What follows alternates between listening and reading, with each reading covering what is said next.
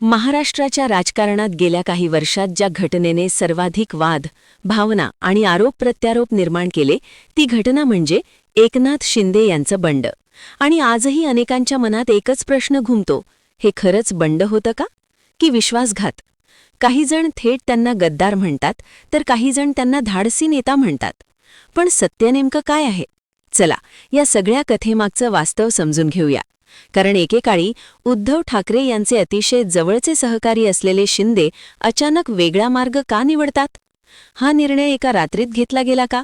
की त्यामागे अनेक वर्षांची नाराजी, मतभेद आणि राजकीय तणाव दडलेला होता? सूत्र सांगतात की पक्षातील काही निर्णयांवरून नाराजी वाढत होती. कार्यकर्त्यांचा आवाज ऐकला जात नाही, असं काही नेत्यांचं मत होतं. आणि हाच असंतोष एका मोठ्या स्फोटात बदलला. पण इथेच कथा संपत नाही. कारण जेव्हा शिंदे आपल्या समर्थक आमदारांसह वेगळं झाले, तेव्हा महाराष्ट्राच्या राजकारणात भूकंप झाला. एका बाजूला उद्धव ठाकरे यांनी याला स्पष्टपणे विश्वासघात म्हटलं, तर दुसऱ्या बाजूला एकनाथ शिंदे यांनी दावा केला की तेच खरी शिवसेना वाचवत आहेत. मग प्रश्न असा निर्माण होतो की जनतेने कोणावर विश्वास ठेवावा? कारण दोन्ही बाजूंनी आपापली बाजू जोरदारपणे मांडली गेली. एकीकडे भावना, निष्ठा आणि परंपरेचा मुद्दा होता, तर दुसरीकडे सत्ता, स्थिरता आणि विकासाचा मुद्दा पुढे आला. आणि या सगळ्यात सामान्य कार्यकर्ता आणि मतदार गोंधळून गेला. काहींना वाटलं की शिंदे यांनी पक्षाशी गद्दारी केली, तर काहींना वाटलं की त्यांनी चुकीच्या दिशेने जाणाऱ्या पक्षाला योग्य मार्गावर आणण्याचा प्रयत्न केला. पण इथे एक सस्पेन्स वाढतो, कारण या सगळ्या घडामोडींमध्ये अनेक मोठे राजकीय खेळ खेळले गेले. समर्थन, आकडे, बहुमत, न्यायालयीन लढाया सगळंच एकदम सिल्मी पद्धतीने घडलं. आणि शेवटी सत्तेचं गणित पूर्णपणे बदललं. पण आजही हा वाद थांबलेला नाही. प्रत्येक सभेत, प्रत्येक भाषणात, प्रत्येक चर्चेत हा मुद्दा पुन्हा पुन्हा समोर येतो. गद्दार की नेता? हा प्रश्न अजूनही जिवंत आहे. कारण राजकारणात सत्य अनेकदा दृष्टिकोनावर अवलंबून असतं. आणि इथेही तसंच दिसतंय. जर तुम्ही निष्ठेच्या बाजूने विचार केला तर हा विश्वासघात वाटतो. पण जर तुम्ही सत्तेच्या गणितातून पाहिलं तर हा एक रणनीतिक निर्णय वाटू शकतो. आणि म्हणूनच हा वाद इतका गुंतागुंतीचा बनला आहे. पण एक गोष्ट नक्की, या एका निर्णयाने महाराष्ट्राच्या राजकारणाचा इतिहास बदलला. आणि पुढील अनेक वर्षे त्याचे परिणाम दिसत राहतील. कारण आता प्रत्येक नेता, प्रत्येक कार्यकर्ता आणि प्रत्येक मतदार या प्रश्नाचं उत्तर शोधतोय. खरंच कोण बरोबर होतं? आणि या सगळ्या संघर्षात खरी शिवसेना कोणाची? आणि कदाचित या प्रश्नाचं अंतिम उत्तर फक्त आणि फक्त जनता देईल. कारण शेवटी लोकशाहीत सर्वात मोठा निर्णय हा मतदारांच्या हातातच असतो. आणि पुढील निवडणुका हेच ठरवतील की या कथेतला खरा नायक कोण आणि खलनायक कोण. आता या सगळ्या घडामोडींनंतर चित्र आणखी गुंतागुंतीचं होत चाललं आहे. कारण जिथे एकीकडे एकनाथ शिंदेंना गद्दार म्हणणाऱ्यांची संख्या अजूनही मोठी आहे, तिथे दुसरीकडे त्यांना समर्थन देणाऱ्यांचं म्हणणं आहे की त्यांनी घेतलेला निर्णय हा परिस्थितीजन्य आणि राजकीयदृष्ट्या आवश्यक होता. पण खरी लढाई आता सुरू झाली आहे ती जनतेच्या मनात. कारण उद्धव ठाकरे यांनी आपल्या भाषणांमधून सतत भावनिक मुद्दे पुढे केले. निष्ठा, विचारसरणी आणि शिवसेनेची परंपरा. आणि यामुळे त्यांच्या समर्थकांमध्ये एक वेगळीच ऊर्जा निर्माण झाली आहे. मात्र दुसऱ्या बाजूला एकनाथ शिंदे यांनी विकास, स्थिरता आणि सत्तेतील सहभाग या मुद्द्यांवर भर दिला. त्यामुळे राजकारण दोन वेगळ्या दिशांनी धावताना दिसत आहे. पण इथेच सगळ्यात मोठा ट्विस्ट आहे.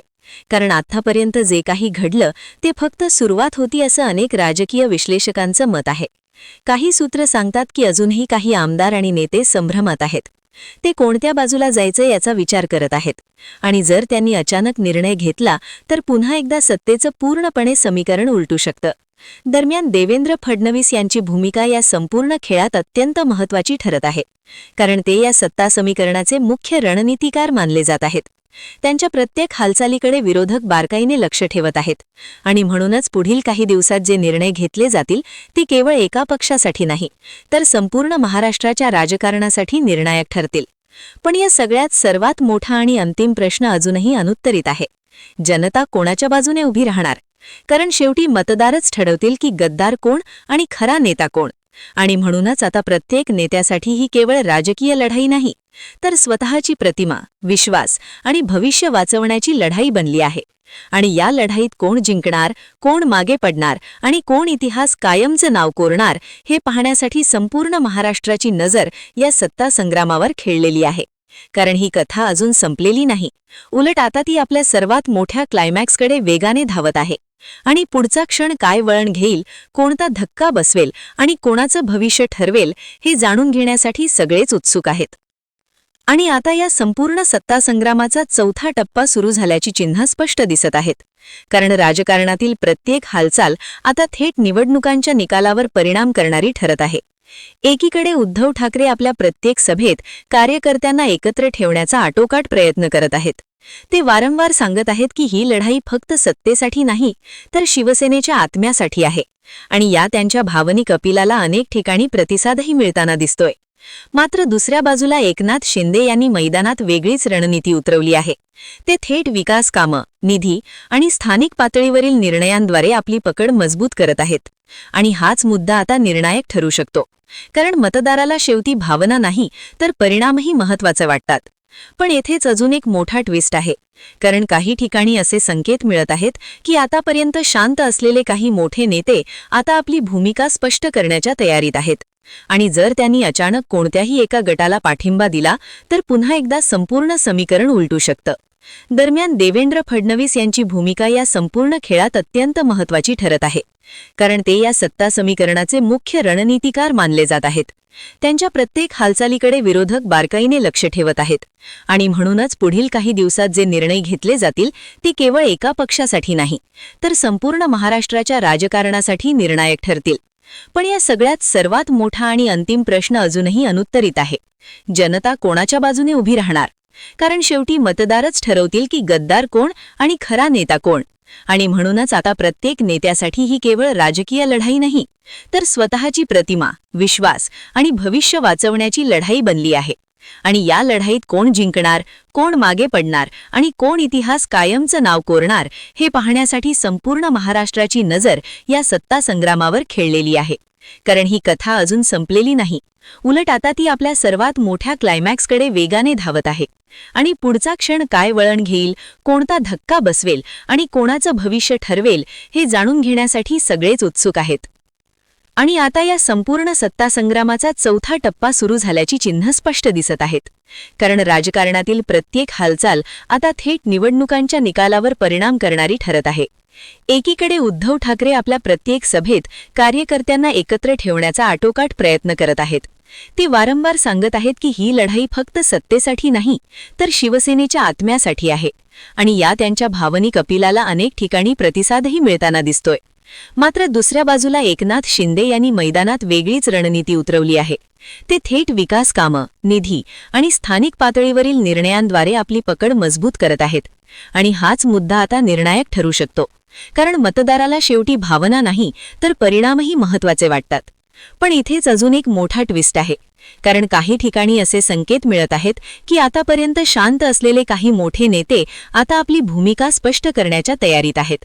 आणि जर त्यांनी अचानक कोणत्याही एका गटाला पाठिंबा दिला तर पुन्हा एकदा संपूर्ण समीकरण उलटू शकतं.